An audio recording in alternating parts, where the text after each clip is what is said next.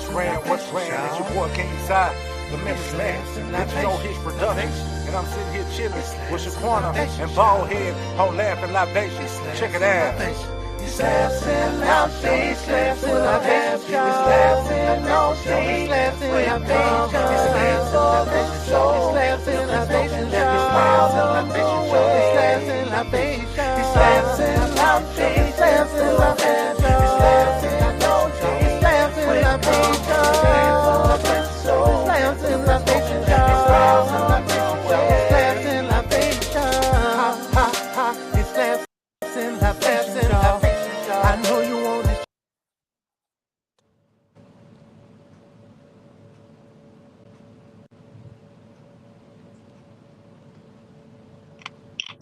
What's up? What's up? Yeah, what's up? What's up, y'all? What up, good people? What's up, y'all? Look who we got back. Welcome back, Yeah. Mr. Phillips. What's happening? What's happening, man? I wanted to apologize, but I really can't apologize. It wasn't my fault. It's a lot of stuff going on. Health issues, you know what I'm saying? Can't be on the podcast. You got stomach problems. You got a bunch of stuff going on. I can get in deep, but I don't know if y'all want to hear it. I don't think y'all care. But I'm here. Well, we welcome you back. This is episode 75 of Last on Libations. This is my co-host, comedian Baldhead Phillips, y'all. He been MIA, but we glad to see his face. Glad to see him smiling today, y'all. Oh yeah. It's been a minute. It's been a minute. It's been a dark situation. Right. Yeah. But I'm here now. We about to get it in. Right. You got your questions ready? You got my questions ready for our special guest comedian, Miss Melissa Trini. Y'all, we done had her on here before, but she's a returning guest. We just want to catch up with her to see how she's been doing and what she has got going on. So, with further ado, we're gonna introduce our first and only guest tonight. We got comedian, we got jokester, my sister, comedian, Melissa Trini. What's up? What's happening? What's happening? How you doing? Nice to finally meet you. Nice to meet you too. I'm trying to make this so we can be, because look at right there. Our faces is too damn big to be that damn close. Right. Trying to make it with. Well, Melissa, welcome back. Thank you for having me. You know I had to bring you back, child. Oh, yeah, you know. This is me and the way me and this girl be laughing at the stupidest stuff. Oh yeah, she's pretty crazy. Man, we see stuff on Facebook, Baldhead, and I'm like, did you just see that? We be in tears. Right, because she done came to Columbus a couple times to do comedy, so. But, that's a good thing, then. That's a good thing. Yeah, so the first question is, I want you to tell the people, how did you get into comedy and what made you get into comedy and where are you originally from? Because some people may not know where you are originally from. Okay, so I'm originally from Trinidad in the West Indies. And I came to America when I was 14 years old, and I grew up in New York. So I'm from New York, you could say. Right. I moved here to Atlanta 4 years ago. Mm-hmm. And yeah, Atlanta's cool. I like Atlanta. I feel like I think just coming from New York, you know how New York has like this really huge comedy scene. Right. And so coming from there to coming here, I feel like, of course, it's not enough comedy or it's not enough rooms or whatever, you know, but it is what it is at the end of the day. So, yeah, that's true. So what made you get into comedy though? Okay, so I always been funny, like since I was a kid, right? Right. But I have this friend, his name is Phillips. He used to always tell me like, yo, Melissa, you should do comedy and let me be your manager. So I was like, boy, I can't do no comedy. Like, I know I'm funny, but I don't know how to write no jokes. You know what I'm saying? So he was like, yes, you do. Just write the stuff you be saying. So I'm like, nah, I don't know how to write no jokes. I can't be no comedian. And I put it off for a long time. Like I wanted to do it, but I didn't think I knew how. Right. You know what I'm saying? So fast forward, he passed away from cancer. Right. Oh, damn. And so I was so sad. Like I was sad for like 2 years. I was just really sad because that was like my best friend. And so Right. I was so sad. But then one day I just woke up. It was a Friday. I just woke up and was like, yo, I'm going to an open mic today. Mm. And so my friends was like, you lying. You're not going. I was like, no, for real, I'm going. They was Right. like, okay, well, we coming too because we don't believe you. So, so anyway, long story short, I went to the open mic. You know, at the open mics you give like 3 minutes or 5 minutes or whatever. So it Right. was an open mic where it was 3 minutes, which was perfect for somebody like me who's new, who's just Right. don't really know anything. And so I did the 3 minutes or whatever, and I killed. Right. So it was like so shocking to me that I killed. Right. You know what I'm saying? And so it so happened that the people was asking me like, "Oh my God, you're so funny. How long you been doing comedy?" And I'm like, "Today's my first day." So, so so they was like, "No way." I said, "No, for real. Today's my first day." And it's been Mm-hmm. full. It's been full throttle since. It's been 8 years now. Okay. That's what I'm Yeah, talking about. Hey, you been on any TV or anything? I haven't done any TV things yet. I feel like it's coming. But I haven't done it yet. Right. But when Uh, it happens, I'm gonna be ready. that's good. Cause shoot, it's coming. I can see it already. You on somebody's TV show or somebody's game show. Ain't no telling what you gonna be doing on TV. I just can't wait to see it. Cause I'm Yeah, like, cause yes, my sister. I'm a character, and it's so many layers to me. So I'm a character. Like I do a lot of stuff. And it's crazy because even now, I'm a comedian, yes, but I'm Right. also a content creator. Right. And so with content creating, even though I'm promoting a product, it's still fun. I'm still gonna be funny. Right. Right. Cause the What shit she what? be saying, I'm like, you know what? Let But me here let me sometimes. let me ask you this real quick. So, would you still? And 8 years is a nice time, but it's kind of new in certain situations if you ain't been on TV. So, what advice so far do you give comedians that are trying to turn their talent into a hustle or a passion into some type of real income? Well, I would suggest, like, we in a different era now that we do have social media as a to help us get like bigger reach or whatever. I would suggest, me personally, if somebody's new and they just trying to get into it, I would suggest going to do like open mics a lot so they could get comfortable on stage, so they could get, you know, be able to get to the next level. Because to be honest, if you're not doing open mics and you're just coming into comedy, you can't come into comedy expecting to just be booked from day one. Yeah, Right. because a lot that's one of the reasons I'm glad you answered that like that. Because a lot of comics, what I'm running into now is entitlement of comedians that Yes, really they don't even be funny and they be thinking they funny. And they be thinking they be deserving to yes, do they certain deserve. stuff or where you on. I seen this dude when I was in Chicago. We was doing a festival thing. He's like, man, Baldhead, I be seeing you doing this and doing that. Why don't you call me to do some of the stuff? I said, you can't ask me that. You gotta Mm. get you gotta get chosen. And he's like, what you mean? I'm funny. I said, nigga, you telling me you funny don't Don't make mean me you know you funny. funny. I said, Right. because truth be told, I've seen you. And I look at you, I don't even look at it my own humor. Right. I look at the audience, nigga, and that audience be looking like they ready to go or they finna get a recipe together or they thinking about what they gonna do tomorrow. When you up on that stage, when you on that stage, you gotta have a attention to the point where you might not be funny to me. And And if you funny to that audience, my thought don't matter. But if you ain't funny to me or the audience, nigga, you don't ask me to take you nowhere. That mean I got to put my name on you. Right. And if I put my name on you and you ain't funny, you messing it up for future people who are funny. Right. Also, yeah. Oh, it's like, yeah. That's what people don't realize too, is you putting your name on the line. Right. And you're not just your name, but your whole reputation. Right. I refuse to promote. I refuse, man. I'm so hard on that. I refuse, boy. You man, don't even be coming to ask, man. When they ask me, I'll be mad as hell.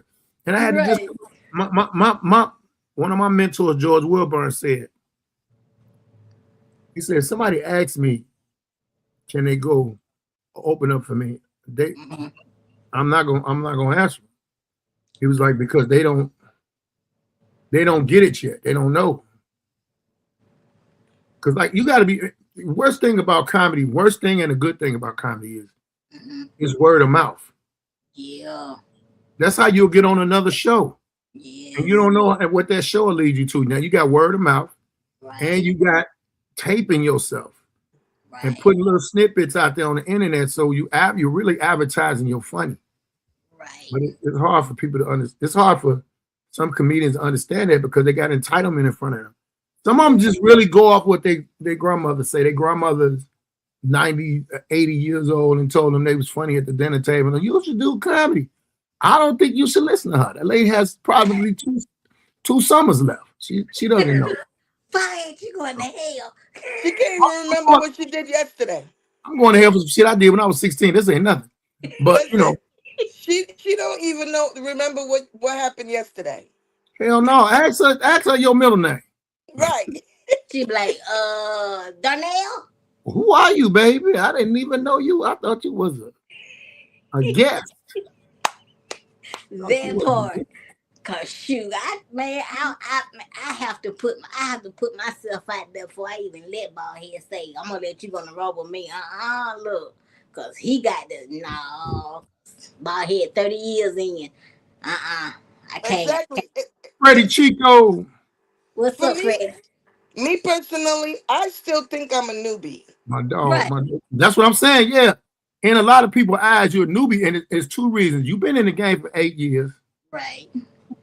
And you ain't been on TV. But see, social media is TV. Goes further than TV now. Right. Yeah. So you made some type of impact on, you went viral, you did this, you did that, and you rolled off it the right way. It's a lot of people that don't understand promoting yourself. And promoting yourself is a natural thing, man. Right. Yeah. Somebody gonna, I'll give me $98. I'll market for you. Man, get the hell out of here. I'm gonna market myself on these free social media spaces.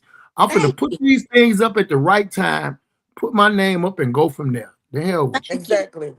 Cause shoot, I had somebody DM me just yesterday talking about if you pay me $200, I'd buy. I wish I one would. thing, them Nigerians be on you. Yeah, they do. Let me tell you something. Soon as I see hello dear, I'll be like, oh yeah, block. Man. Because they love to call you dear. Yes. The wildest thing is I will read somebody this and please don't nobody take this as racist, but the way social media is and the way things are, it's how we see it and perceive it.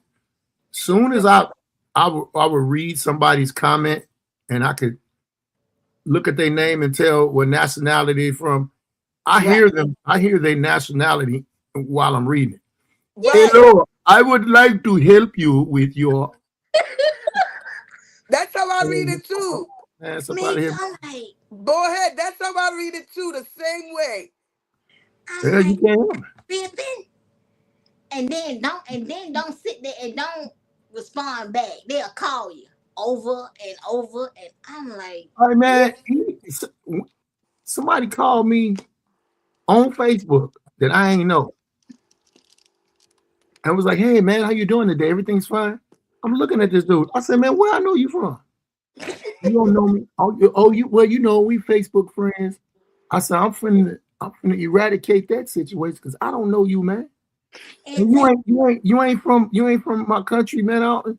You finna call me with a scam, man. Thank No, Right. you. brother. This what got me. No, brother. No, brother. Boop, boop, boop. Your ass. And I mean, and they get and don't block them because they'll call you or hit you up from another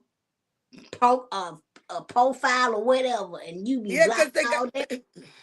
Hey, Is my long. block list read like my criminal background.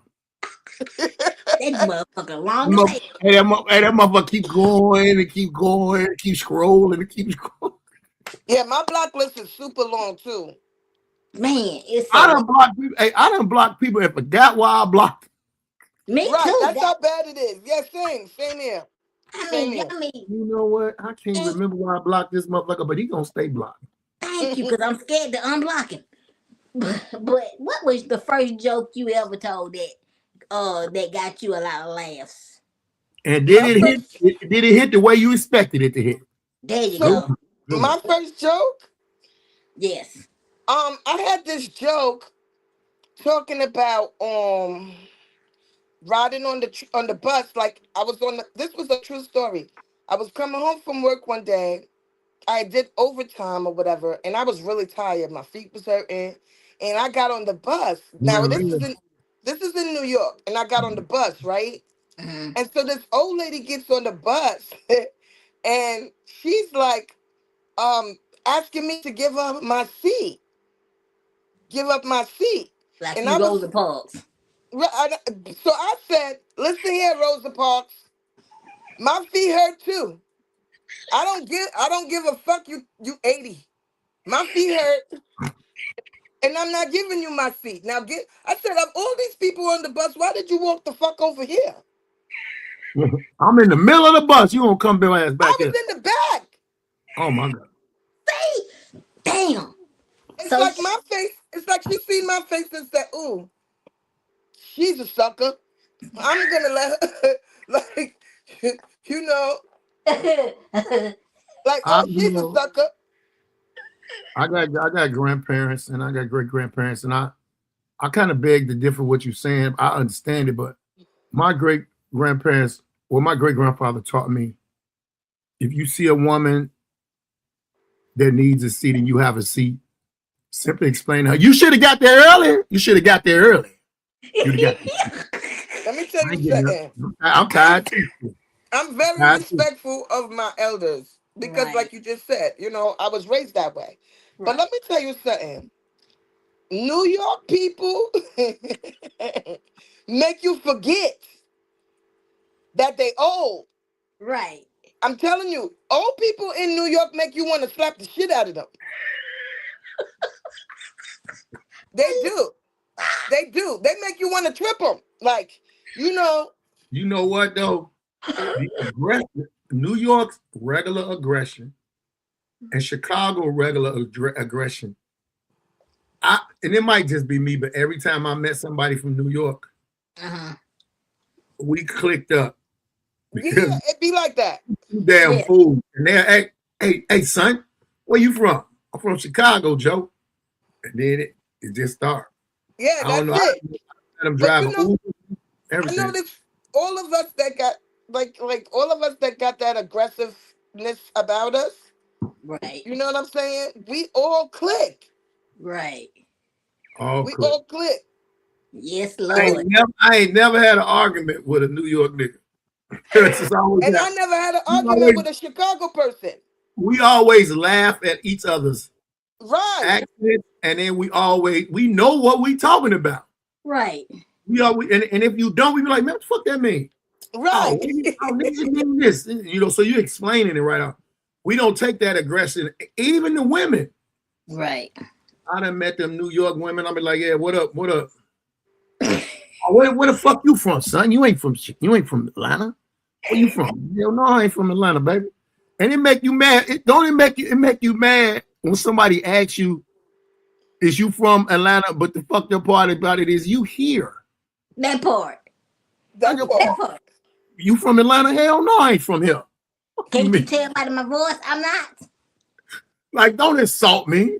But it's I be like, I sound like a nigga from Atlanta. I had two people in the lift with me the other night. They was from Atlanta, and dude was like, "Man, where you from?" I said, "I'm from Chicago." He said, "Oh, you go to the Bears game?" He was finna start trash talking the Bears. I said, "Why would you trash talk my team and I'm dropping you off at your house? It's either one or two things can happen. You could get put out, or I'm gonna break in that motherfucker when y'all in there." Right. He was like, "Damn, man." I was like, "Man, I'm just joking, man, but don't do that, man. Don't do that. I said, I don't even give a damn about that team shit. I really am a Chicago representative. I'm not.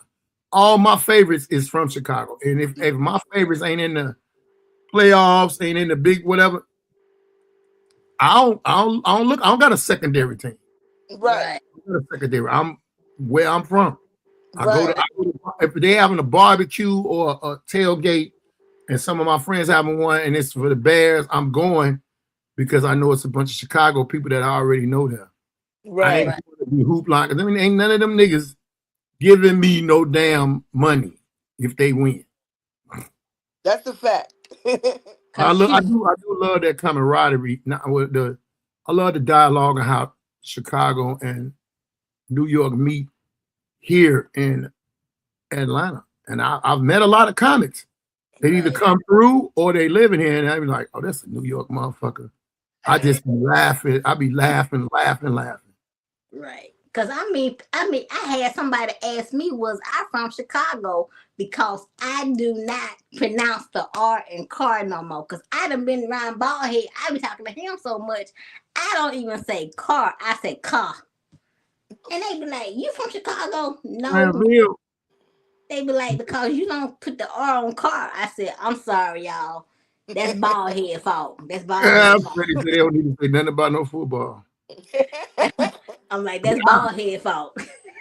I don't know, man. I be trying to do. Shoot, it be funny to me. Cause every time I hear Baldhead say car, I be like, "Yep, that's Chicago," but it done rubbed off on me. Even my brother. I never noticed that until somebody said that.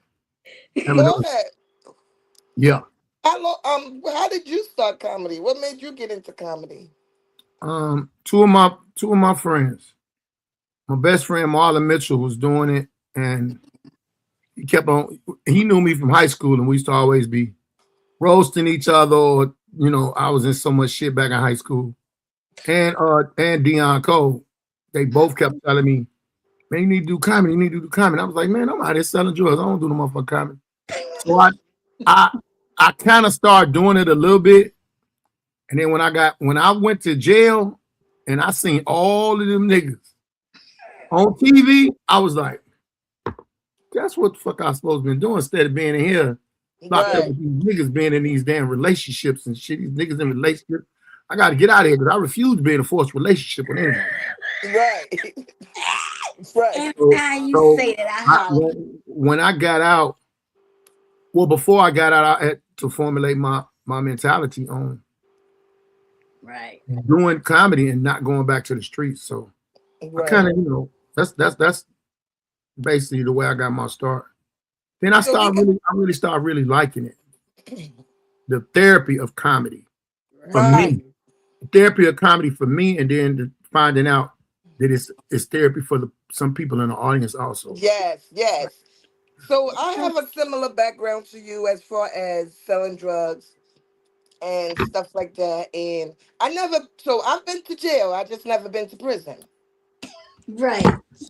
I never been to prison, Right. Because, when you get that Jewish lawyer or whatever, you're not going nowhere.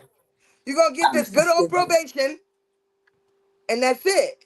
So I was on probation. Let me tell y'all what I did. I was on probation for 5 years at one time, right? And literally, I got off that 5-year probation, and I got back on probation for 3 years, 2 weeks later.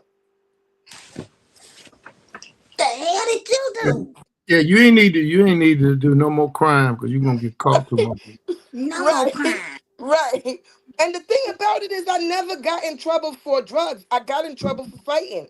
I used to be a fighter, and girls would, when I would beat their ass, and they would call the police. And I'm like, why are we involving the police? I don't understand. Right. Like, come fight me again tomorrow, please. You begging to fight? What? Hey, I feel you. Shit, I know when it came to fighting, I was with it. Let's go. Let's go. Boy, you would fight some ass if you could. Yeah, I used to fight a lot, but I was an angry kid. I realize now that I'm a grown up that like I was an angry kid and an angry teenager. You know what I'm saying? So, and even I was angry in my early adulthood. Right. I don't even think that's what it was with me. I think it's because my dad used to love action movies, and I used to watch them motherfuckers when I was little. Yeah, Right. I used to watch a lot. It ain't a karate movies, fight movies, John Claude Van Damme, motherfucking Bruce Lee. I used to Anything love that came to those. fighting, I was watching that shit. Then I started going to horror. So it's action, then horror. So yeah, I liked it. Yeah, I liked action too. That was before rap. Right. Rap. I used to watch the karate flicks with my mom. My mom used to love karate flicks. So since I was really little, I was watching the karate flicks with my mom, and then my dad used to love the westerns. So I used to watch the westerns with my dad. And my dad only liked the westerns with the Indians. If it don't have cowboys and Indians, he not watching it. Because you know it's gonna be a fight. And you know what's so crazy? I forgot that my great grandfather. That's all I watched with him was westerns and army movies. Yeah. He watched three things: western, army movies, and the news. So I was destined to be in a violent mental state. Right. I'm gonna shoot your ass. We're gonna do some karate, and I'm gonna fight you. Then I'm gonna see what the weather is. Exactly. Exactly. And also, I was small. Like I'm still small, but I was small growing up, and so I think people thought that because she's small, that they could pick on me, but they didn't understand that you can pick on me, but I'm gonna whip your fucking ass. That part. Because that's not what I didn't come on earth for you to pick on me. Right. I'm not a sucker. Like. Right. She may be small, but God dog, leave her alone. Right. Shoot. All right, I got another question. I got another question for you. Have you ever performed a show and didn't get paid, and what happened, and how did you handle it? Ooh. Okay. Since we talking about fighting. Don't tell okay, that. so I did do a show, and I was supposed to get paid, and I didn't get paid, and I didn't handle it with violence. And this is why I say I am so grown.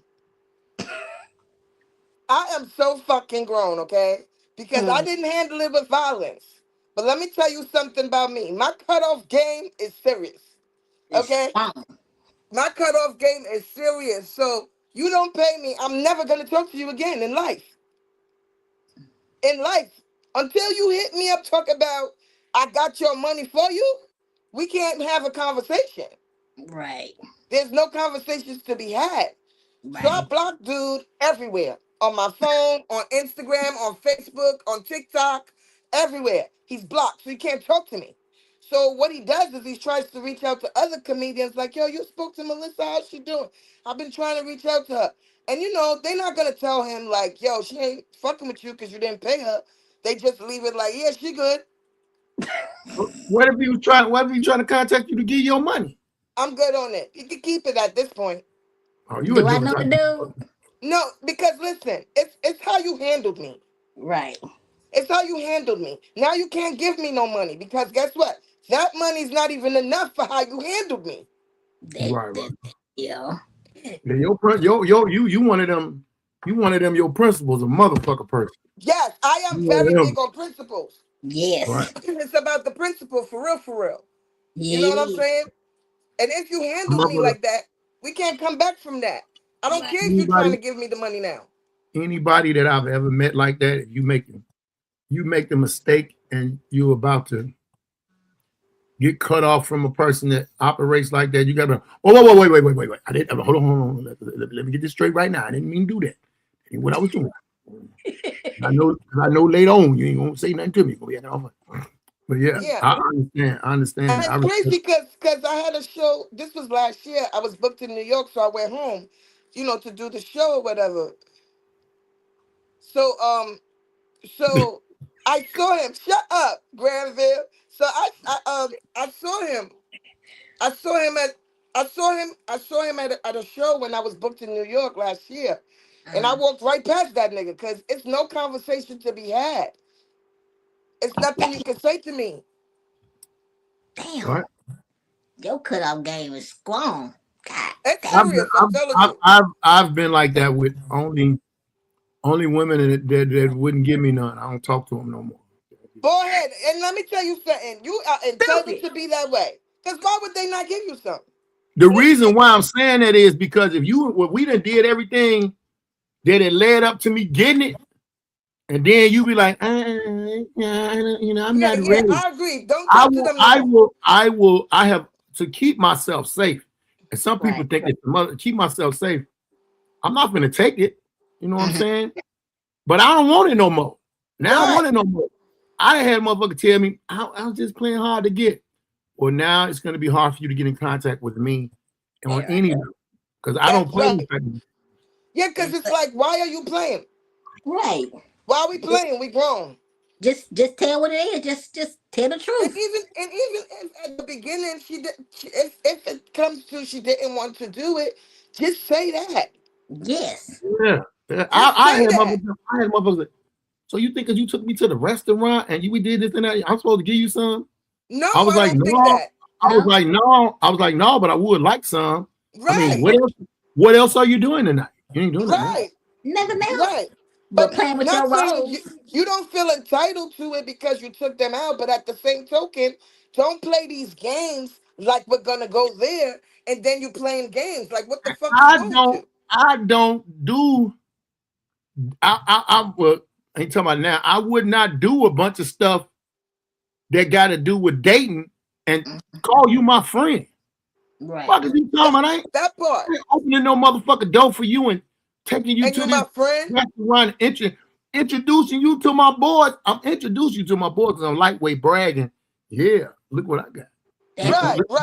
Right. Now after that we gonna see where we gonna go because we gotta both like each other. You give with somebody and they trash in the bed or you trash in the bed.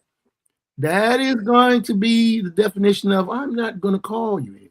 But let me tell you something. I agree with you because I told you my cutoff game is serious. So if you give me some white cock, I'm never talking to you again. Thank you. You ain't supposed to. Never. You blocked. It's over. I'm not gonna talk. Well, I ain't talking about the cock part, but I ain't gonna talk to you. Right. And I'm not gonna talk about you. Right. Exactly. It's gonna be, man, why you don't talk? I didn't have female. Why you don't talk to my girl? I thought y'all. I'm cool. I'm cool. She's good people. Yeah, because now you don't exist no more. Yeah, I'm good. No, it just didn't work out. We didn't mesh well. That's it. That's all. And they ain't gonna talk about you. Knock it off, yo. Knock it off. Knock it off, Granville. I am not. You know Granville? No. Oh, that's one of my best friends, like my brother. And boy is. He really is. He gonna say something when I say this. He really is one of the funniest dudes, and he was doing comedy, but he looked at the business of this comedy shit and just said, "Fuck it." It turned to more. We was together yesterday. We were just talking about certain. That nigga said some shit to me, had me hollering, and I'm like, man, you bullshit, man. Right. But you know what? The business part turned him off, probably. Yeah. I know how I am. The business part of with me made me get a bad name because I was busting motherfuckers in their head. Right. As you should. About money and about just being on bullshit. And what happened is it's the fault of the comedians before me. They accepted so much bullshit, let so much shit go. Yeah. When I came along, the people that was doing it was like, he's not going to do anything. Then the next thing they feet up in the air and they flipped up, getting thumped. They're not standing on business. Like, And, you then, gotta. and ain't nobody came in the game doing that to a bunch of people that was playing games. But then you got people secretly saying, well, they needed to do that. But they ain't saying that when the story come out, oh, he just gang banging. I'm gang banging on who? Promoters? Right. Gang. They playing. They playing. You can't play with people money. Like, that's real shit. Like, you can't play with people money. Right. It don't make no sense. Right. I don't like You know what I'm him. saying? See what I'm saying? See? You know what? When we come back for that new podcast, we gonna have him on there, goddamn. Oh yeah. Granville, you are crazy. As hell. Oh my God. Cause I mean, that's just like me when I first started. I was on somebody's live and I said, of like stealing jokes. I said, if somebody ever steal my joke and I hear about it, and if you can't do that joke how I do it, I'm gonna a lot of niggas with names that stole that nigga's jokes. And he was like, when he was we used to be out in the street going to the open mics. We used to be out in the street building our name. And he was out there. It used to be me, him, this dude named Ill Will. Smokey that's up here. Set it off. All of us used to be together. Right. Oh, wow. And then niggas just start, like I think it was early in the internet and niggas was still his shit. I be hearing motherfuckers now got remnants of Granville in them, and I just be shaking my head. But that's so crazy. I hate a joke thief, man. I don't like that. But the thing about a joke thief, and that's the next question I was going to ask you: do you ever have a joke that was been stolen now, and you 8 years in the game, ain't been on TV, so if somebody get a joke of yours and they use it, and their name is bigger than yours, it's gonna sound like you stole a joke. Right. Then you gotta show receipts. Yes. You know what I'm saying? But like I looked at it, yeah. Yeah, I never had a joke stolen, but you can ask Shaquena. The reason why I think my jokes never get stolen is because it's so centered around me. Right. Girl, that don't mean nothing. Niggas are stealing your character. Okay, but listen to this.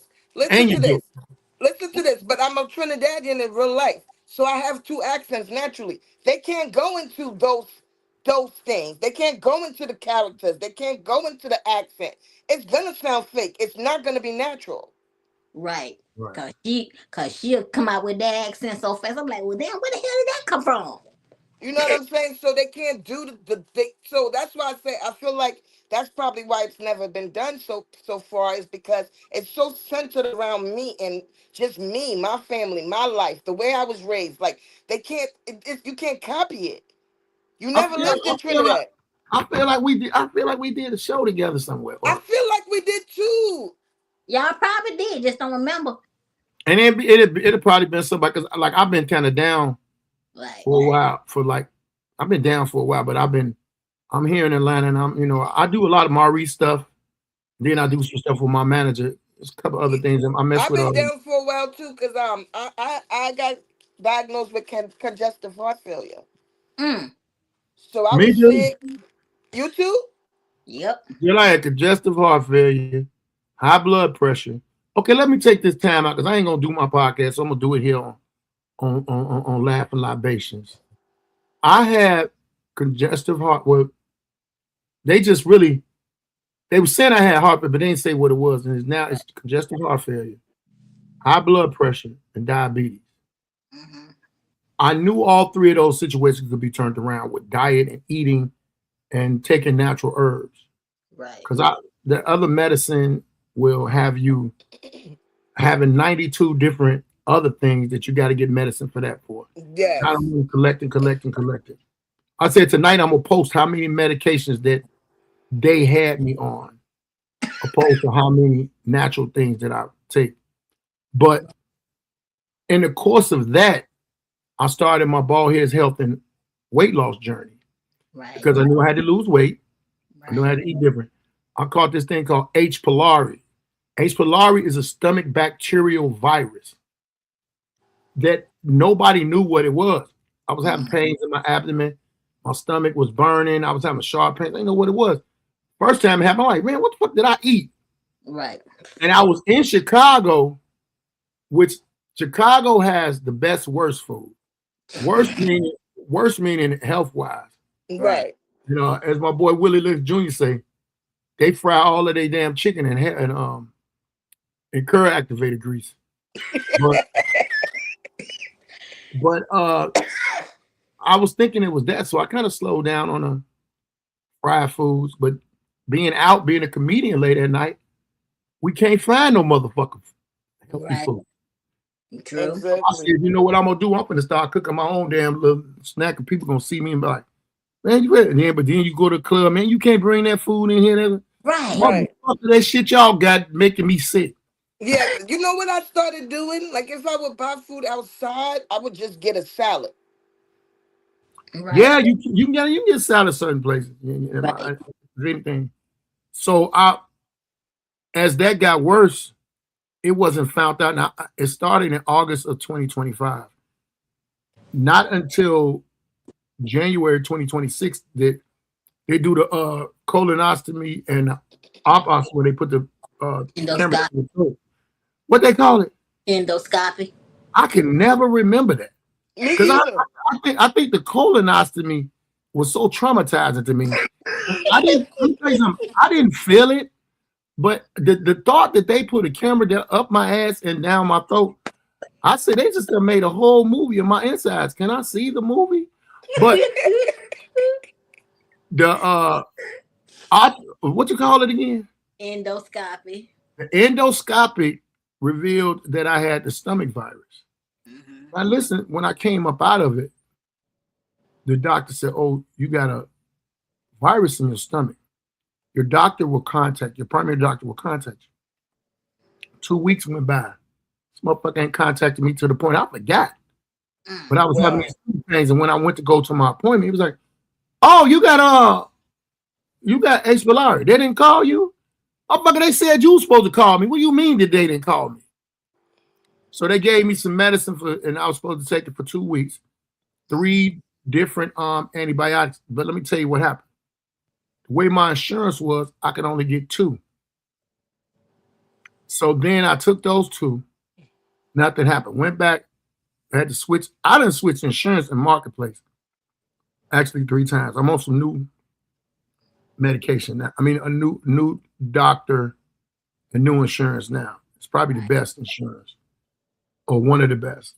And so I've been dealing with this, and it shit hurt so bad to the point where I was having pains one night. My wife was like, "Come on," and took me to the emergency room.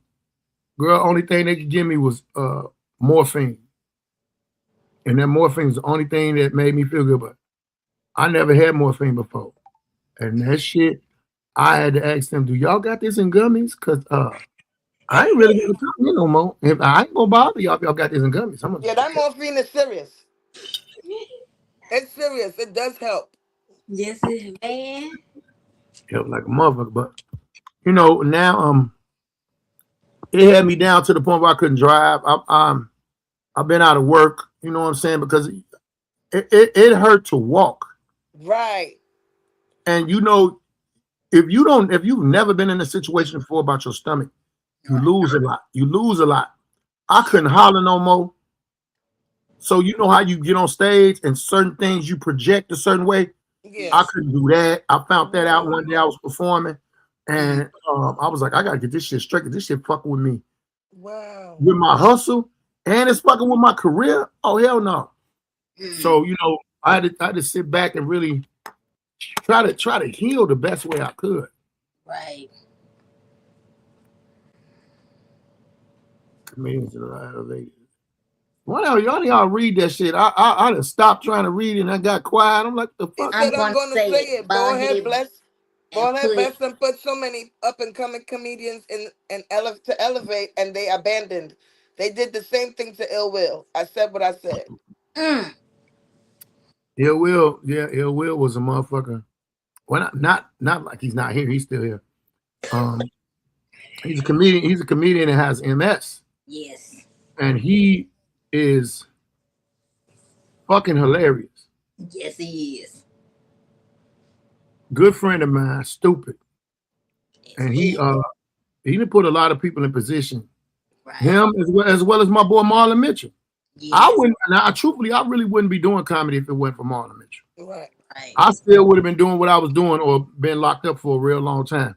Right. And what hit me hard was being in jail and seeing a person that said, man, you need to do comedy on TV. And I was like, no, man, let me get my shit together. Change your life around. Right. And it's been a hard road, right? But it's not an impossible road. Right. Yeah, exactly. Yeah. If you look at a person that's been in gangs, selling drugs, doing this, that, and other, and then they say, "Oh, the comedy business is hard." No, it's not. I can tell you hard. Put these 400 rocks in your pocket, put this pistol in your waist, and go outside. Let me see if you comfortable. Right. You ain't comfortable at all. Right, that part right there. They looking at me. I gotta go back in the house. They looking at me. Yeah, motherfucker. You ain't comfortable at all. You ain't comfortable at all. So right. every time that I think something is impossible in this business, I emulate my mind back to what I was doing before this. Right. And I be like, I got shot 5 times. I got shot 5 times. One of the bullets hit me in the back of my head. You mean to tell me I'm supposed to lead comedy if I bomb 5 times? Hell no. Hell no. Hell no. I ain't never bombed 5 times in a row. I had a reputation for bombing. I just say that. I had a reputation for bombing once a year. Right. And it was once a year that I bombed. And it was like I would be waiting for that the next year. And I would go back to wherever the place was. Right. And try and dominate that motherfucker. Right. They say, yeah, the last time I heard you motherfuckers were laughing at me. Well, now, I ain't going back to KO. It must have been y'all. It wasn't me. Right. I never blame the crowd. One thing about a comedian, I never blame the crowd. Yeah, you can't blame the crowd. No, I can't blame yourself. What's wrong with y'all tonight, nigga? You? Yeah, you. Right. There's nothing wrong with them. You supposed to be a professional up there. My boy, one of my mentors, Big Daddy Woo, may he rest in peace. He said, you can't blame it on the crowd. Right. They paid to see you. Did you pay to see them? Right. Ain't no nigga ever performed paid to see an audience. You hope the audience is there so you can perform. Right. Shoot, man. Now I'm going to ask you this. Have you ever told a joke that made an audience member so mad that they wanted to fight you? No.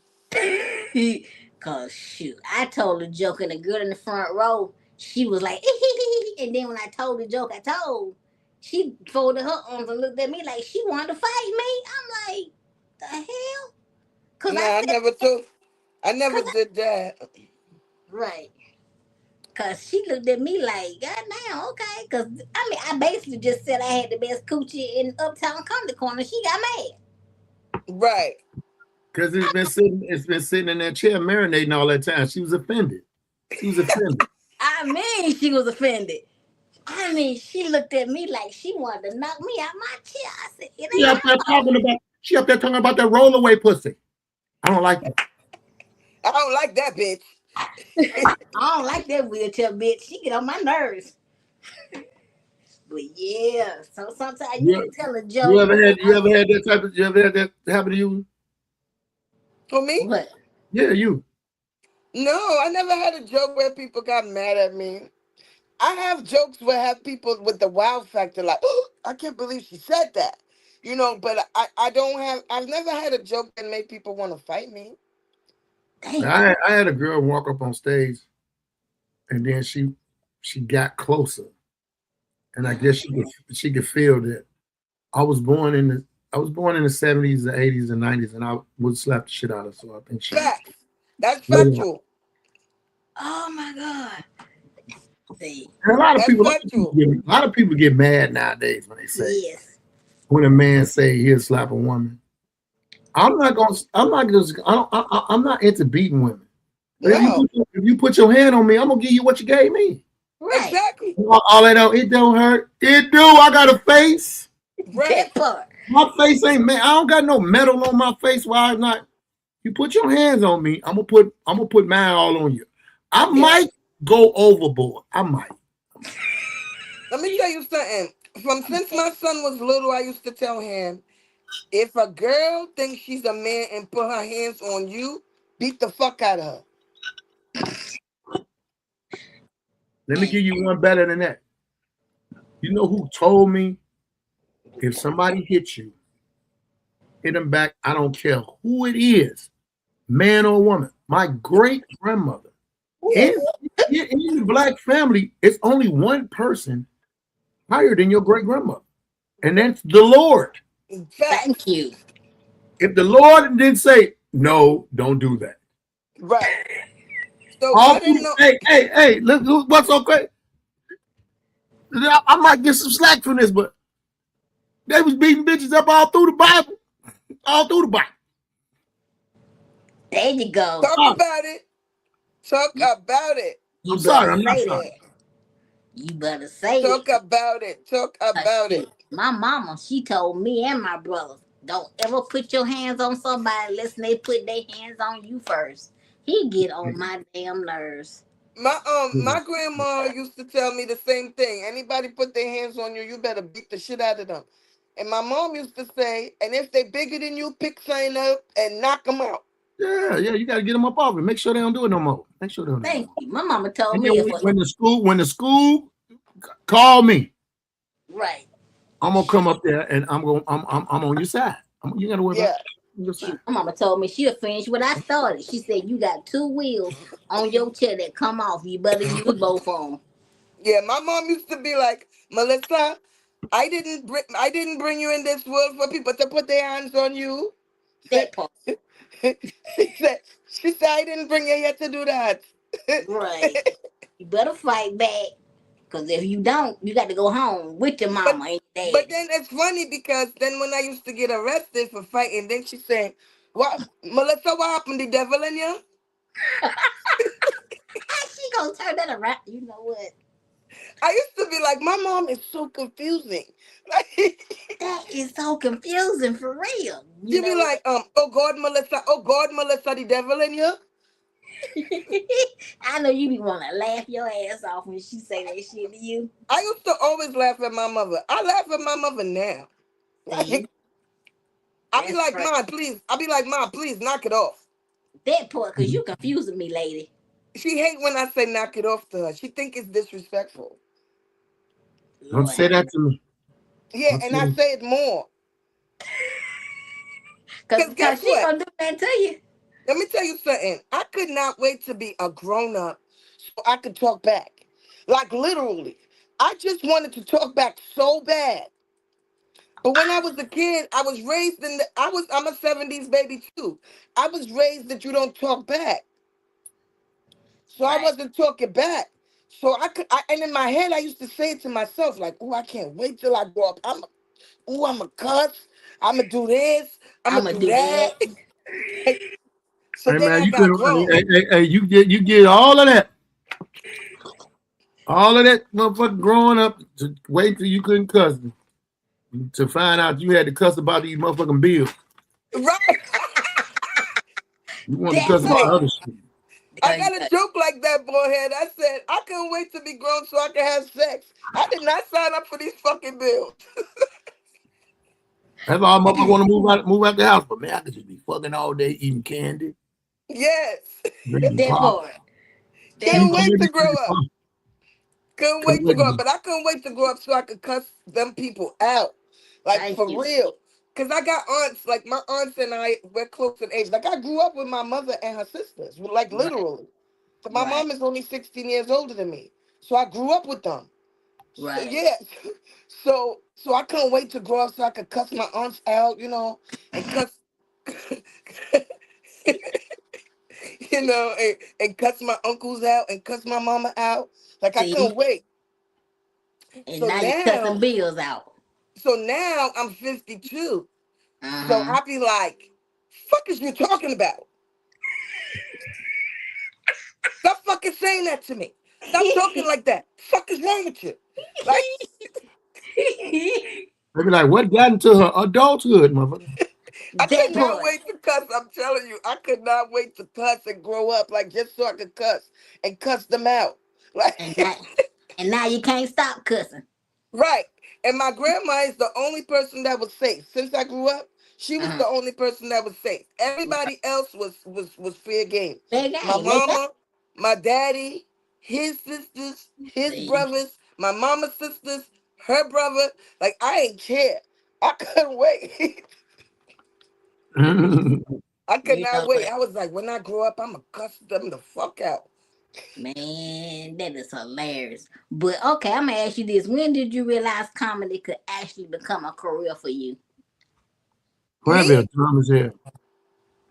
Granville, shut up. um, when when I realized it could be a career for me was when I actually did like my first actual paid show, and like the feedback I got not only from the audience but like the people that was on the show with me that was actually, some of them was on Def Comedy Jam and stuff like that, and to get the feedback that they was giving me, like, yo, you a star, like you got it, stuff like that. It made me feel really good, and it made me say, yeah, I could really do this. Right. Okay. Mm. Yeah.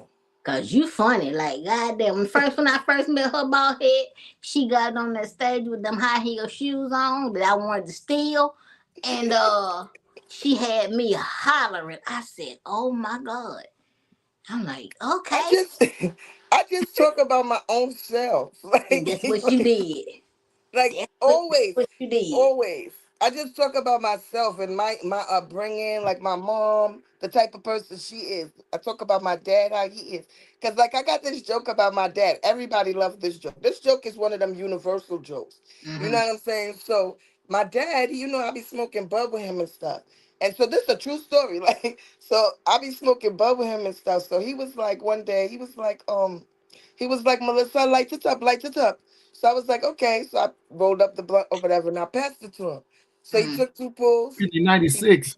Thank you, he brother. took he took two pulls. He looked at my sister. He took two more pulls. He looked at me. He said, Melissa, what is this? I said, oh, Dad, that's that loud. He said, I don't want no load. Give me the quiet. What the My dad is funny as hell. He's so funny and just naturally, he just be talking. Right, hell? right. Oh my He just be That's god! talking, cold. but he's so funny. Right. So let me ask you a question. What has so far been since you get paid for doing shows, what has so far been your worst financial decision? My worst financial decision. Mm. I Ooh. don't know, boy. That's a good question. Um, Some of you bought that you shouldn't have bought. That you ain't need, motherfucking bought a stair climber. Ain't never used them. We got stairs in the fucking hallway. Why did you buy that? I can't answer that because I don't think I made any. Oh, well, it's gonna come.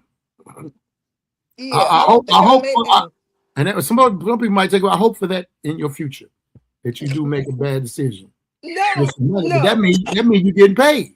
That's true. That's true. That's true. That means you're getting paid. Right.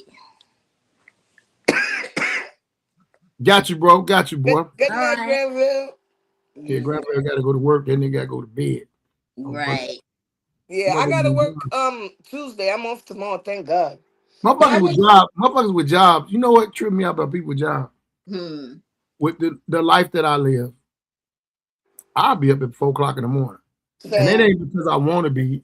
I might have an insomnia situation going on. Right. And they'll call me tomorrow. Why they at work?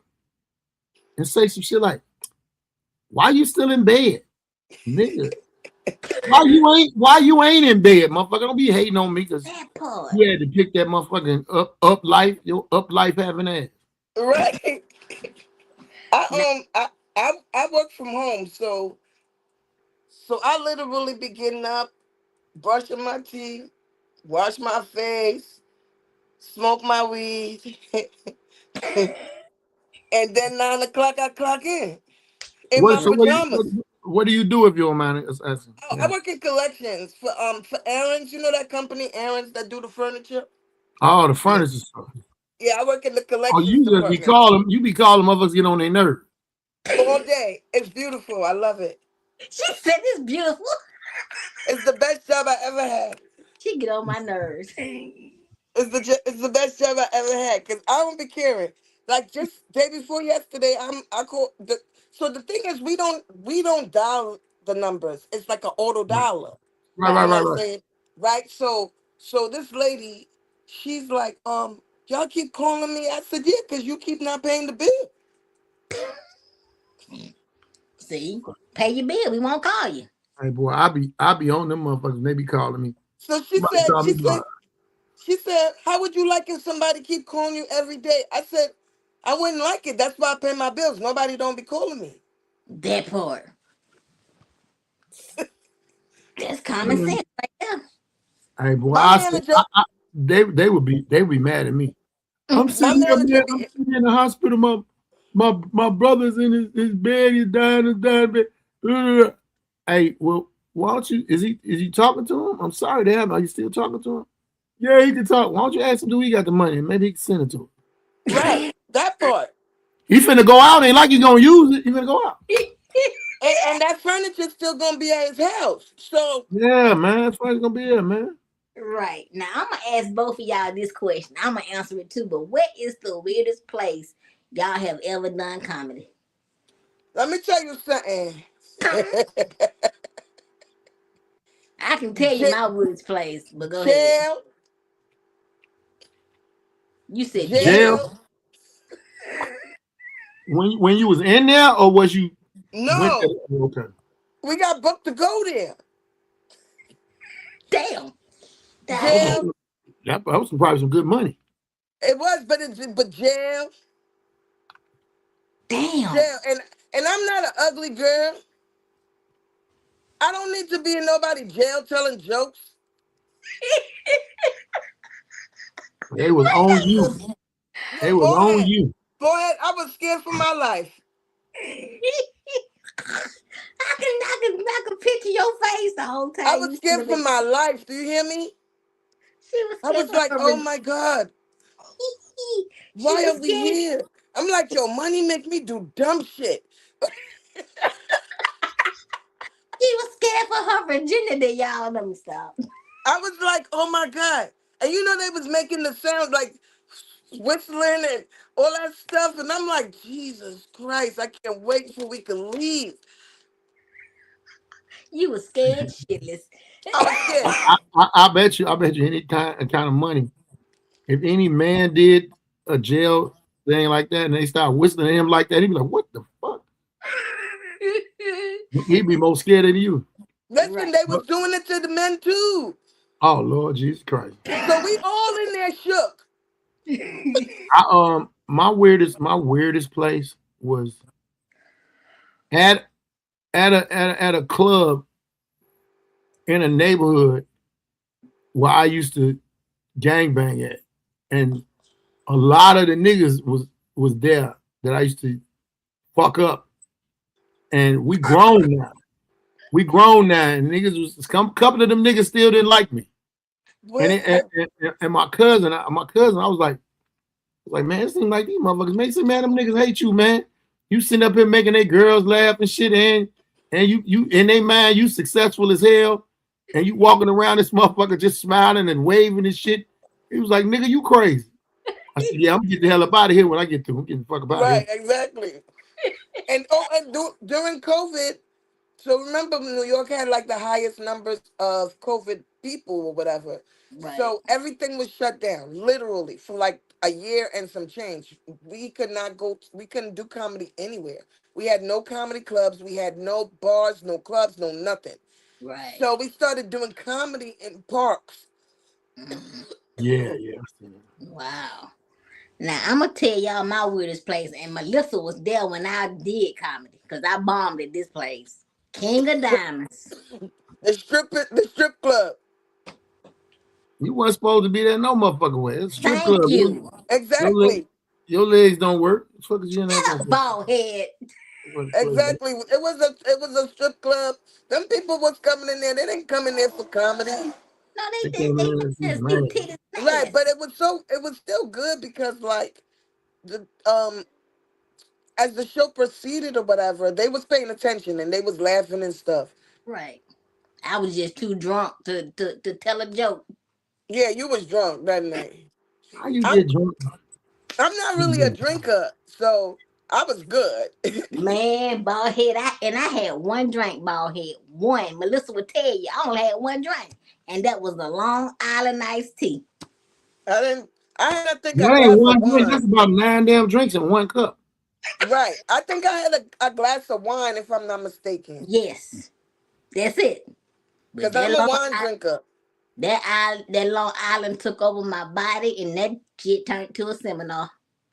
Yeah, that's crazy. I said, fuck that. One Oh, quit. one thing that you should do when you in a in a club or anywhere and you got a drink in your hand, Mhm. just let them know. I don't know how this shit gonna go because I'm about to start drinking and driving. Right. That's a good one, boy. You should use that shit. You should use That's what I'm that. telling you. You better use that shit. I'm gonna use it, even though I don't drink no more. Still, use it. They ain't got to know. Even if you got a cup of water and ice in it, it could They be don't know what's in vodka. your cup. They don't know what's in your Exactly. cup. It could be vodka. They don't know. Exactly, boy. That is her. I'm gonna use that shit. But I was drunk that night, and I could see Melissa from the stage, and she would play me like, "Oh my god, oh my god." I was so ready to get home and No, go. but you know what? You know what, Shaquena? You was better than the other girl. Remember that other girl? Yo, that was so cringe. Oh Yeah, my God. It was so, boy, it was bad. it was bad. It Cause was bad. It was bad. the other girl was changing shoes and changing wigs on stage. She was just doing she was just going all over the place. Like it was like you couldn't follow any of the jokes because it was just going from it was like it was going from Trinidad to Venezuela to like Brazil Hell, to like Haiti to like like Taiwan. It was and fucking Japan. Like it was just all over the place. It was like, what the fuck is she All over talking the place. about? yes. We didn't know what she was talking about because she was everywhere, Every which way but the right way. man. And yo, I was like, what is she doing? I was laughing, but not at the jokes. I was laughing at the people, what they were saying, like what the people on the sideline was saying. You know? Right, cause they was I be wanting to see that too, and I hate that because if you the headliner and the people in front of you weren't doing what they were supposed to be doing, I'm gonna make a scene about them. I was the headliner. Hey, don't look at it. Don't blame me for that shit. I didn't book that nigga. Like I was the headliner that night. Yeah, they wouldn't know. They wouldn't know. I don't play that. Yeah. Yeah, but the person that was, man, you ain't have to get up there and do that about me, nigga. You ain't have to get up there. You ain't make no. You didn't leave no energy on the stage for me to roll with. So I Right. made my own energy off of your ass. exactly. And Odell, he was there that night. He Yeah, took one of my jokes. Odell said something. Odell said something. I forgot what he said, but Odell had us crying. Odell said But something that's my about her. man. Odell That's my said man. something about her. Yes, he did. Odell. He took one of my jokes and turned it on me. I'm looking at him like, Negro, what? Yeah, I wanted to fight him that night. Odell was cracking up. Odell said, I forgot what he said about the lady though. He said something so funny. I can't remember what he said about that lady. Boy, I almost peed on myself that night. Yeah, he said something. I forget what he said, man. That shit was so funny. He is hilarious. We was like, oh my God, he did not say that. Boy, Odell's stupid. Oh He yeah, is. good dude too. Good dude. He's so funny. Yeah. What's your next question, Mr. Phillips? My next question is: are you very visible on social media? And what page is it that you want people to go to the most to see your material? So this the thing. I don't post a lot of my comedy material anymore. Well, I didn't mean to say material. I mean, your content or whatever. So I post every day. Right. Because a lot of different brands pay me to post. Right. You know what I'm saying? So I post every single day. Right. Sometimes twice a day on each platform. I post more on TikTok than I post on Instagram or on Facebook. But Right. on Facebook, Instagram, I post, like my content as far as like the skincares and this and that and the third, and it automatically posts to Facebook. Right. But when I get on Facebook, I just type the funniest shit because Facebook say, "What are you thinking?" Right. And Right. this is what I be thinking. Right. And be high as hell when she be thinking this bullshit. And I put it up there, and then everybody's like, "Yo, you so fucking stupid." It's like today, I said, because I saw this post, this guy was saying that all his female friends was complaining to him, saying that, the female friends that are single, that was complaining to him because they say, yeah, these men out here ain't shit. They sending us ashy dick pics, ashy dick pics and all this stuff. So I said on my page, I just read a post that said that these women were complaining because men were sending them ashy dick pics. I'm like, okay, so if these men, I said, women, we are doomed because those type of men, if they won't even take time to moisturize their dick, they will never care about us. Like, Oh my God. See the shit she posts. See? because that's what I was thinking when I read it. I'm Right. like, I never saw one of those before. Right. So that's why I'm like, they don't even take time to moisturize it or nothing. Like I just sending remember. it out in the world like this. I remember one of my female friends asked me some crazy shit. Oh God. Gonna say, why would a nigga send me a picture of him on soft? That's stupid too. I said maybe he's giving you the hint to come over there and make it hard. I don't know. Right. Why the fuck you ask me about another nigga dick? I don't want to That have part. another nigga dick conversation now. And she said the nigga name. So now when I see this nigga, Now, I'm gonna think in my mind, and then I got to erase it. Oh, he go old soft dick over here. What the fuck?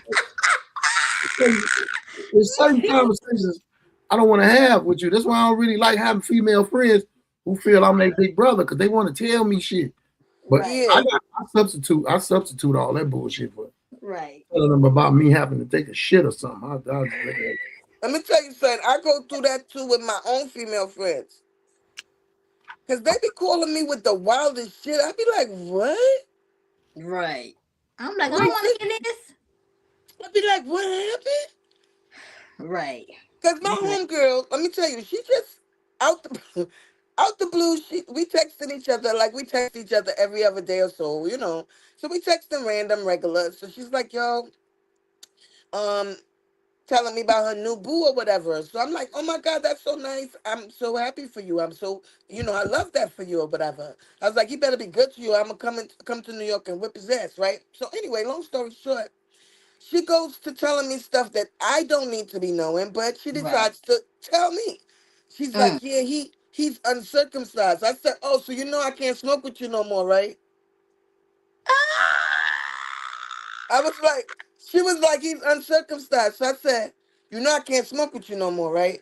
So she's like, why the fuck would you say that? I said, because, bitch, you signed up for Fear Factor, not me. I just want to make a disclaimer on right now. If anybody comes into this live and they heard what you was talking about, or when it's the replay, she was talking about a phone call from a friend because I don't want to be in any dick conversations. Sorry. Pause. Yes. Pause. Pause. Okay, I'm Could gonna you ask imagine this. somebody just coming on and be like, "What the fuck is Baldhead involved in? What the fuck?" Now look, I'm gonna ask this question. What is the craziest thing that has ever happened to y'all on stage? The craziest thing?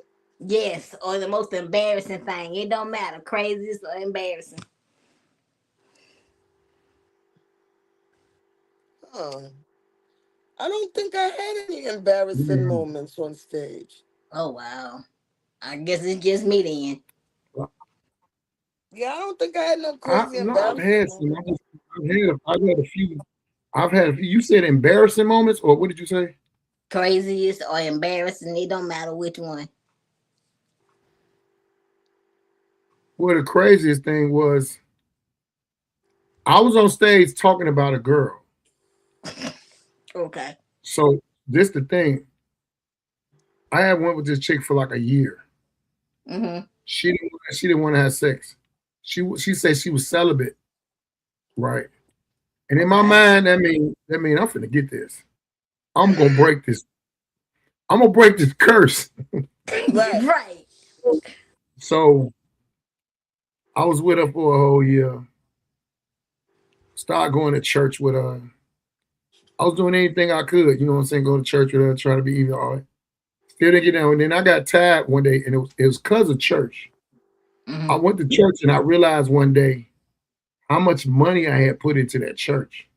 Mm. And I explained to her, I said, I'm here every Sunday, church building fund, this situation. I said, I done put about $9,000 in this motherfucking church. Either you, the first lady, or the pastor, somebody finna give me some ass. I ain't playing. Well, I stopped. I cut her off. Then I said I seen her.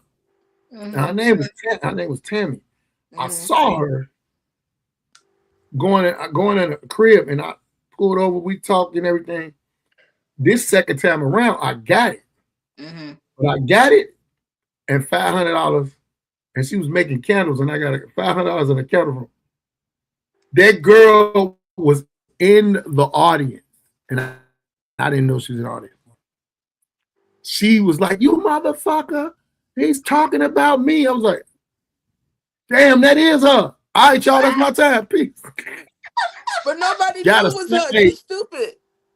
I got a standing ovation. Niggas went wild. They went crazy in there. And they was like, "Nigga, that's for." I was like, "It's a real story," but I didn't know she was there. Later on, that same woman, my cousin called me one day out the blue. He said, "Man, cuz I hate Chicago so small like white." He was like, "Nigga, do you know I was talking to this girl? And man, she's so fine, she's so thick, booty super big." In my family, the guys like super big booty. So Right. he like everything was cool till I said one thing to her. Like, what'd you say? You want to go to a comedy show? My cousin is a comedian. He said he looked at her face, but he didn't realize her whole face said, "What's your cousin's name?" Mm-hmm. He said, "Baldhead." She said, "Don't you ever call me no more. Fuck you. Fuck that nigga. That nigga owe me $500." And went. I mean, he said she went. He said he didn't even know she cursed until that day. He said Baldhead. He said she gave him every curse word, and she made up 2 new curse words. And he was so distraught. He was so mad at me. He was like mad. He was like, "Damn, at least I could have hit it." I was like, "Hey, that'll tell you right now. Stop telling motherfuckers you my cousin." Right. Until you want, hey. Since we didn't have, I said, I'm gonna tell you how you started this conversation. No, since we've had sex and it's been so good, I just wanted to take you out. You want to go to a comedy show?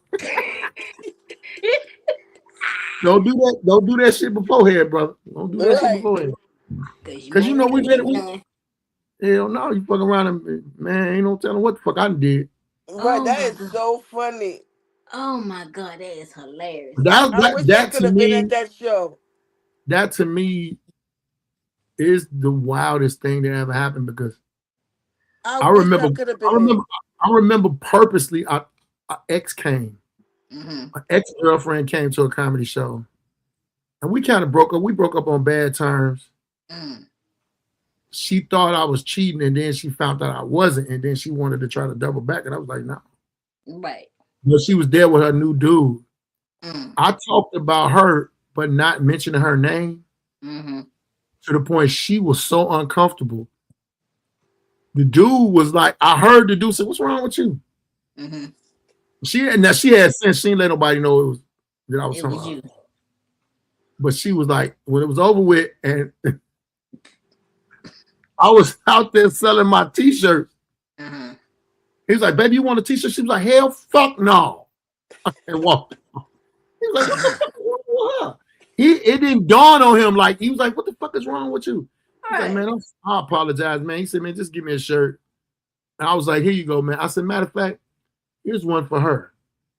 That nigga looked at me and said, "How you know her size?" I was like, "I looked at her." You ain't shit. Oh, you ain't shit. Hey, man, that shit was so fucking funny. I wish I could have been in the audience for Tammy, though. That would have been hilarious.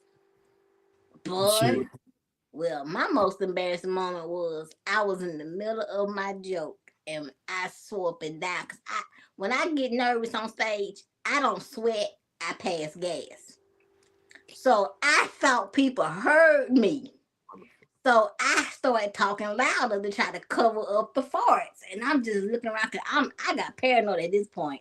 Because the way people were looking at me, my paranoia was telling me they heard your fart.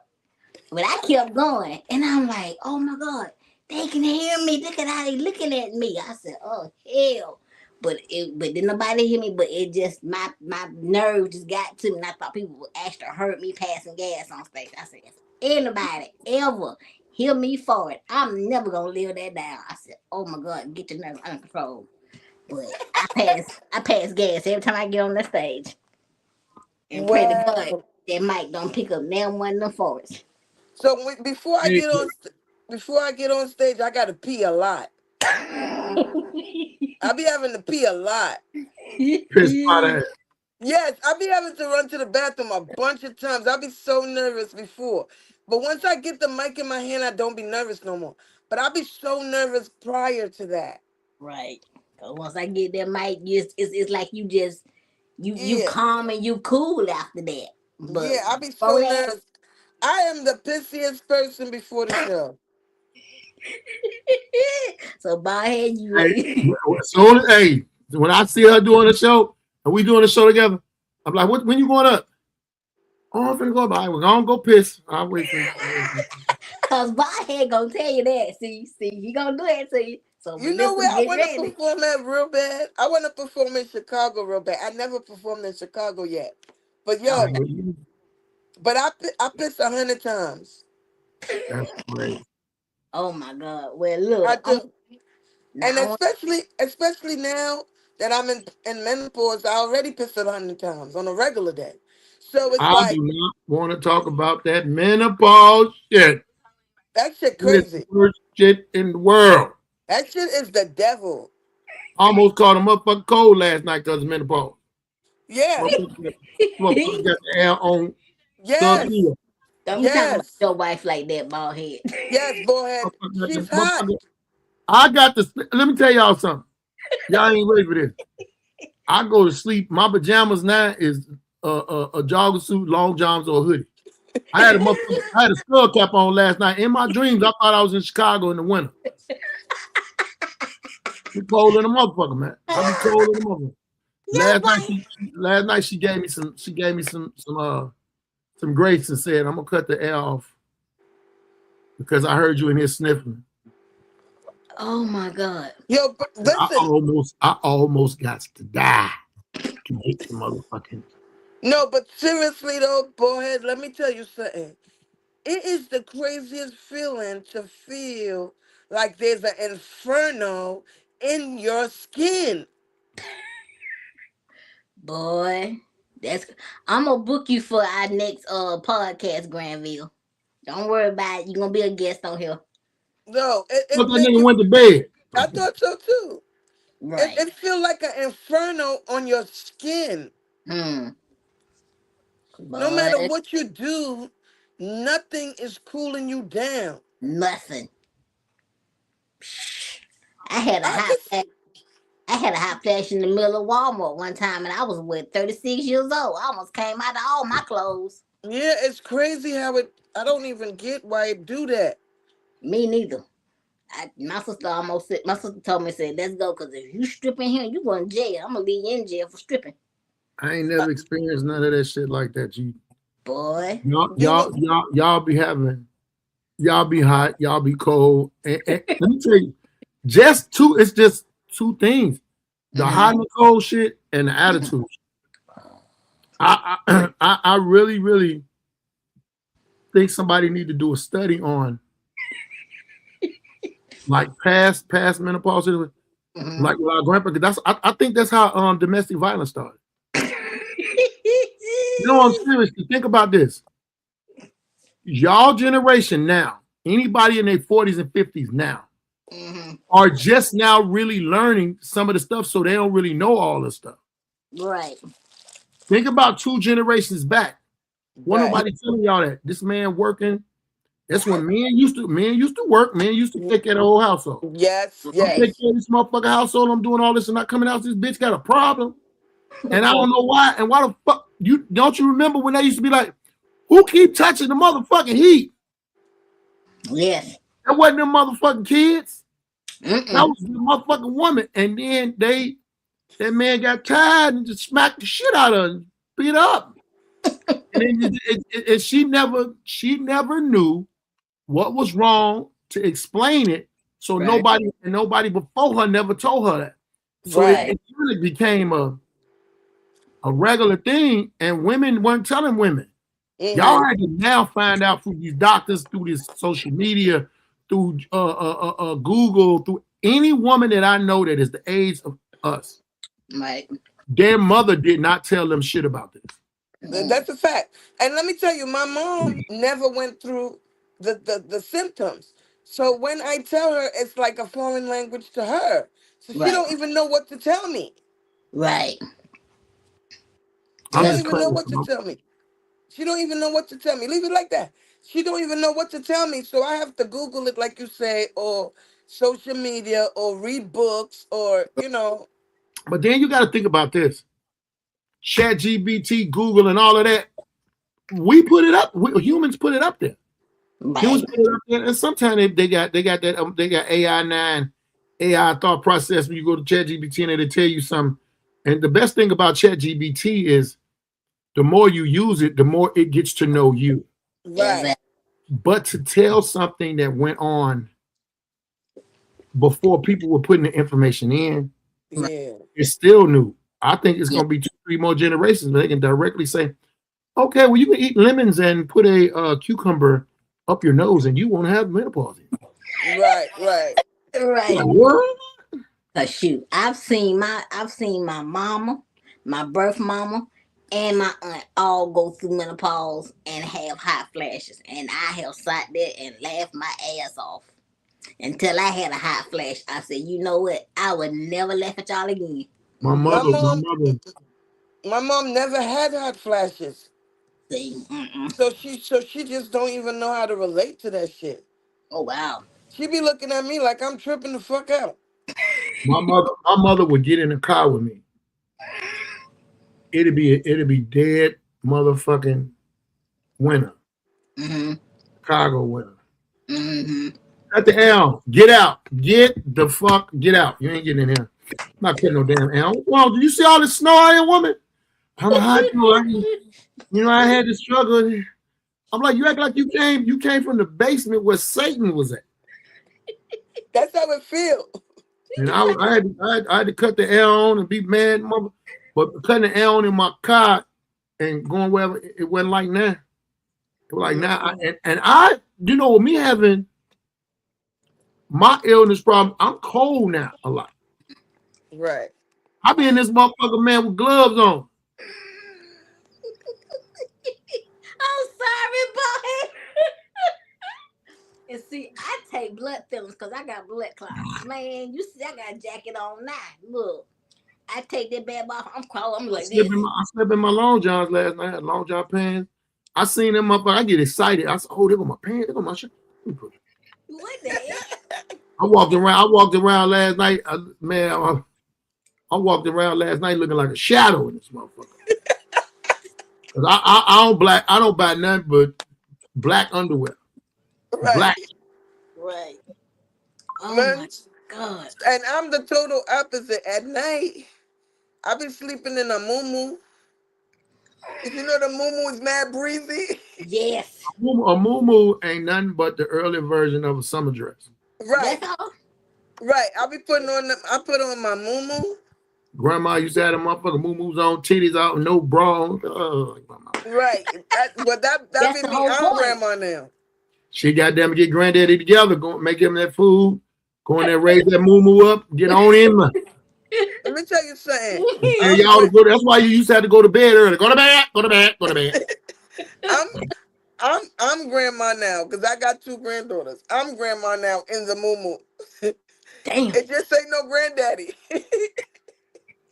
That is hilarious. Well, I'm gonna ask you my last question. This is a libations question. Talk about a time that you was either high or drunk before or after a show. What happened? So one time I was after the show. Mm-hmm. I don't think it was ever one of those times, but I remember this wasn't to go to a show or nothing, but one time I had edibles. No shit. And I don't really do edibles too tough because that should be making you too high. Like, you know what I'm saying? Like I don't like being Yes. too high. Like, you know. Right. So anyway, long story short, my homeboy had gave me some edibles. This was in New York. He had gave me some edibles or whatever, and I ate the two gummies. And like after like half an hour or so, I was like, yo, this shit is trash. I don't feel nothing.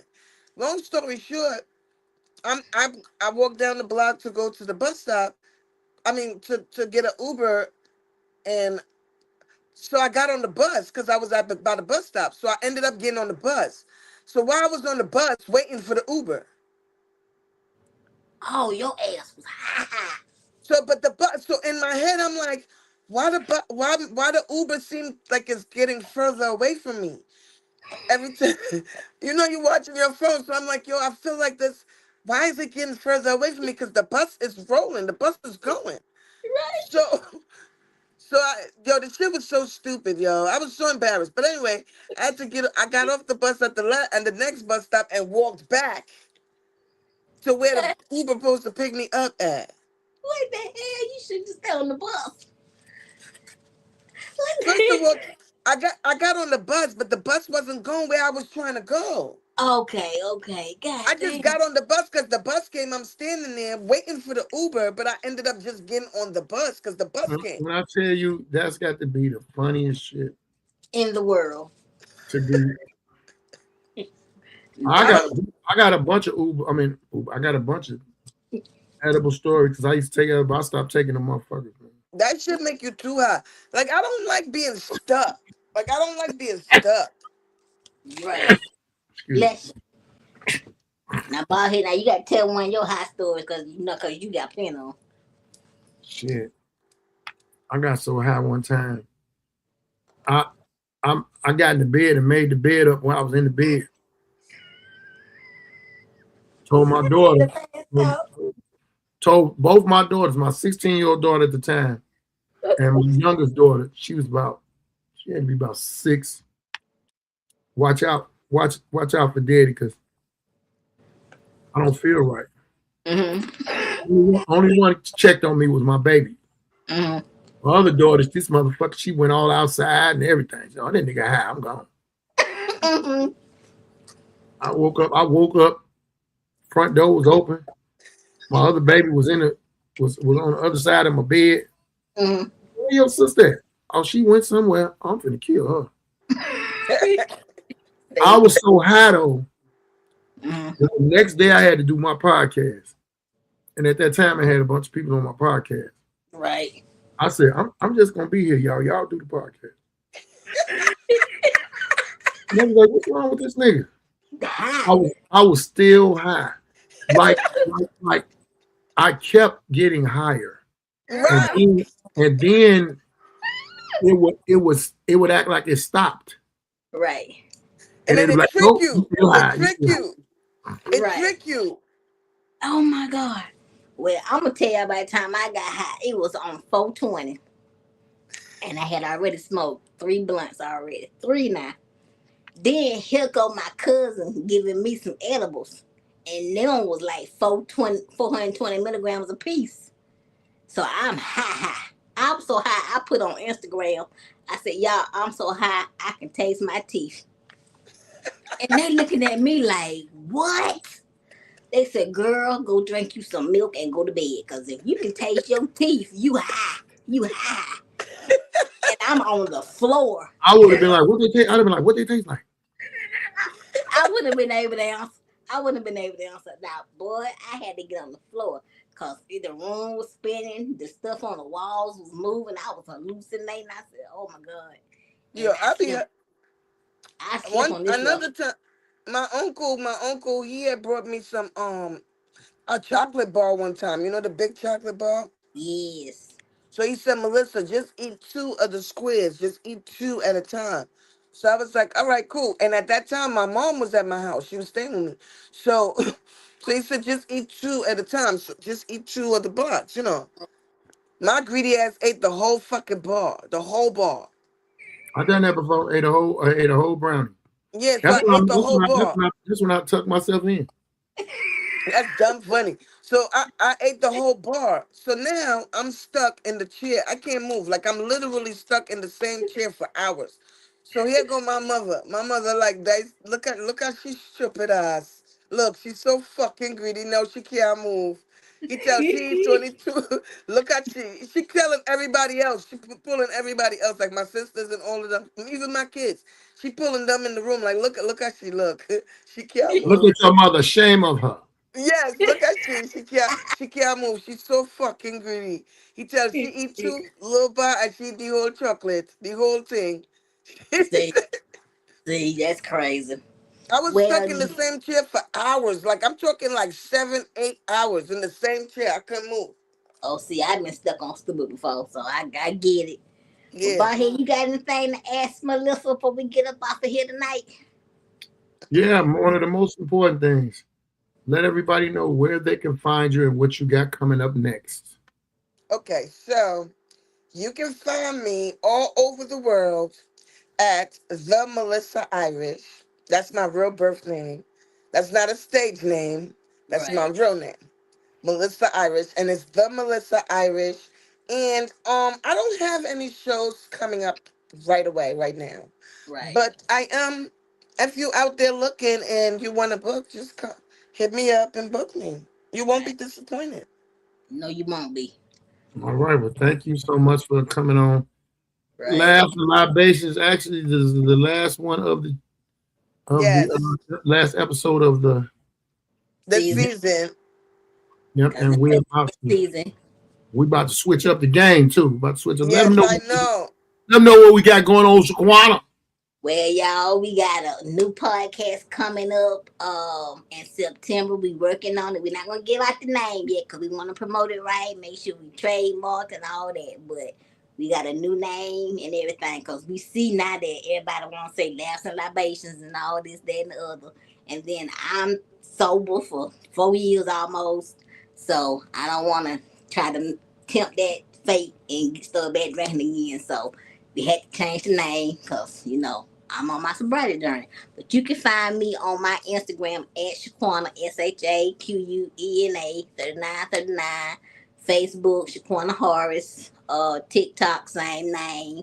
Y'all see me right here on YouTube. I'm working on a book, y'all. So that'll be coming out. That's dope. In the future. So that's really dope. So I'm doing that. Be working on some merch for the new podcast. So y'all look out for that when we do drop that. So, and working on getting my butt back on stage. And before that, I will be going to counseling, y'all. So I can get myself back on stage and get myself back right. Nice. Yeah. Well, y'all can find me. Get some help. Y'all can find me on all social media platforms. If it's not comedian Baldhead Phillips, it is Baten Baldhead Phillips, and as Baten is Baten, Baldhead Phillips. I'm working on my book also. I'm actually on chapter 14. It's going to be, my book is called Felon, Father, and Friend. Yes. It's everything that I have been. I've been a felon, I've been a father, and I've been a friend. Right. So it's this book is something very special that's been in the works since actually 96. Okay. But life has been lifing, Right. and I'm still blessed to be here to put it through a not a series, but a double. Right. Right. And y'all can just find me on social media. I'm doing all I got to do on social media, and even doing more. Follow my health journey, Baldhead's health and weight loss journey. Letting people know what's going on with me, and letting people know what's going on. I'm not trying to force nobody to take nothing. Do no herbs. I'm just letting you know what I'm going through, and maybe if you're going through the same thing, we can get it better. Yeah, it might help. It can help someone else. Yeah. So thank y'all. Much Thank love to y'all. y'all. Thank you for having me. No Oh, problem. you're welcome. You're welcome. We will see y'all in the new season. Right.